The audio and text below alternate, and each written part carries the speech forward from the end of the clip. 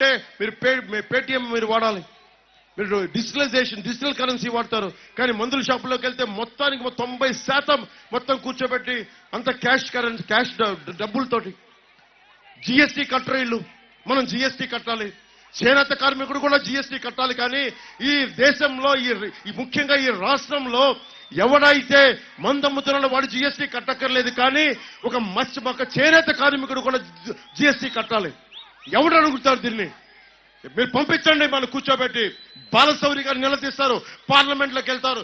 ఎంత జీఎస్టీ ఈ ప్రభుత్వం దోచేసిందో మనకి జాతీయ ఖజానాకి చెప్తారు. ఆయన అడ్డంగా నిలబడతాం, మేము మీ భవిష్యత్తు కోసం నిలబడతాం. ఎంత చల్లగా ఉందో ఈరోజు గాలి, ఎంత హాయిగా ఉందో, మీ భవిష్యత్తుని అంత హాయిగా తీర్చిదిద్దుతాం.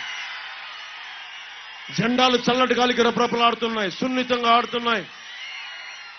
ఇంత హాయిగా ఉండేలాగా బాధ్యత తీసుకుంటాం.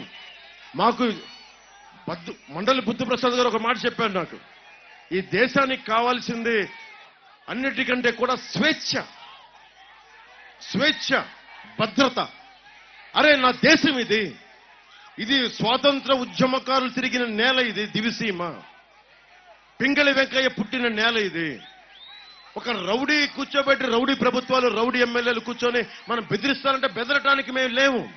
దానికోసం పింగళి వెంకయ్య 30 నెలల జెండా వేసుకుని భుజాల మీద వేసుకురావాలా ఫ్యాషన్ కాదు మాకు. అది తప్పులు చేస్తే తాట తీస్తాం, ఎర్రి గొర్రె వేషాలు వేస్తే స్పీకర్ నిలమి కింద రోడ్ల మీద కూర్చోబెడతాం. తప్పుడు వేషాలు వేస్తాం ఒక్కొక్కడు. ఏం ధైర్యం చచ్చిపోయింది అనుకుంటున్నారా ఈ సమాజంలో? పిరికితనం ఆవహించింది అనుకుంటున్నారా ఈ సమాజంలో? ఆఫ్టర్ ఆల్ మీరెంత, మీ బతుకులంత, గుండె బలం ఉంది మాకు. ఎవడు బెదిరిస్తాడు దేశంలో? ఎవడు బెదిరిస్తాడు? ఎవడిని? దమ్ము లేకపోతే, ధైర్యం లేకపోతే బతకలేము ఈ సమాజంలో. జగన్ బతుకెంత, జగన్ ఎమ్మెల్యేలంత. ఎందుకు భయపడాలి మనం? ఎవరికైనా ఎందుకు భయపడాలి? మనం ఏం తప్పు చేశాం? రాజ్యాంగం మనందరికీ కల్పించిన హక్కు కాదా? అంబేద్కర్ గారి స్ఫూర్తి అందరిలో లేదా? అంటే ముఖ్యమంత్రి అయితే చాలా మన బతుకుల్ని కూర్చొని నలిపేయచ్చా? నువ్వు చొక్కా ఇప్పావు, ఇది సరిపోదు.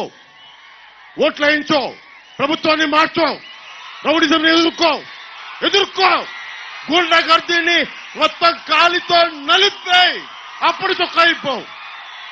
అది దమ్ము, అది తెగింపు,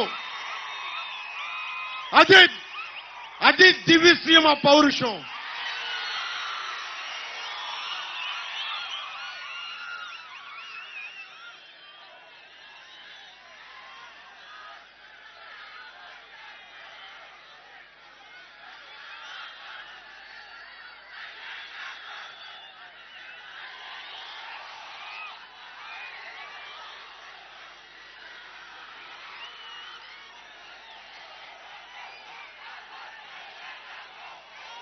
$40,000 కోట్లు ఇసుకలో దోచేస్తా ఉన్నారు.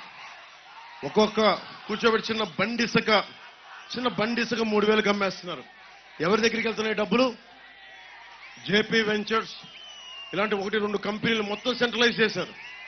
ఇంతకుముందు ఎలా బతికే పంచాయతీలో ఉండే బీసీ కులాలకి బోట్ల మీద వేసుకుని కూడా వచ్చే అవకాశం వచ్చేది.